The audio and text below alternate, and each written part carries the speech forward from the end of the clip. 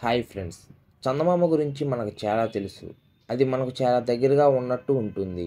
చిన్నప్పుడు అన్నం తినకుండా మారం చేస్తే చెప్పే మాట అందమైన పాట జాబిలి గురించే. ఆఖరికి సైన్స్ కూడా చందమామ దగ్గరకు మనిషిని తీసుకువెళ్ళాలని ప్రయత్నించింది. కానీ చందమామ అంటే అందరికీ ఆశ్చర్యమే. దీని గురించి పూర్తిగా తెలుసుకుందాము. అంతకంటే ముందు మన వీడియోని లైక్ చేయటం మాత్రం మర్చిపోకండి. ఇలాంటి మంచి కంటెంట్ గురించి చేయాలంటే మీ సపోర్ట్ కావాలి. ఇంక టాపిక్లోకి వెళ్దాం. చందమామను చూసి మనమంతా గుండ్రంగా ఉందని భావిస్తాం. కానీ చందమామ కోడిగుడ్డు ఆకారంలో ఉంటుంది. న్యూ మూన్ సమయంలో మనుషులు మంచి నిద్రను పొందుతారు.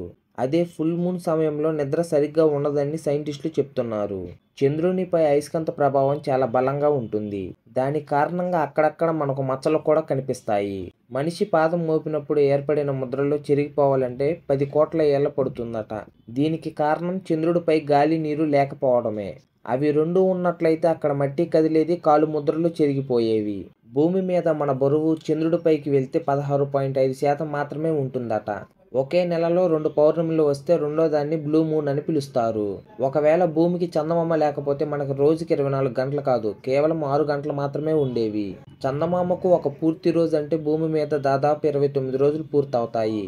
సూర్యుడు చందమామ కంటే 400 రెట్లు పెద్దగా ఉంటుంది.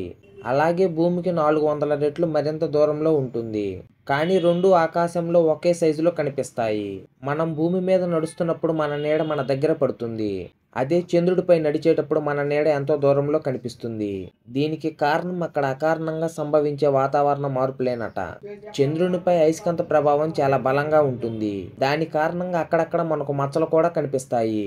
ఇది ఒక అయస్కాంత క్షేత్రం అని, తనలో లాగేసుకునే శక్తి కలిగి ఉందని శాస్త్రవేత్తలు తేల్చి చెప్పారు. వీడియో అనేది ఇన్ఫర్మేటివ్గా అనిపిస్తే మన ఛానల్ని సబ్స్క్రైబ్ చేయండి. Thank you for watching.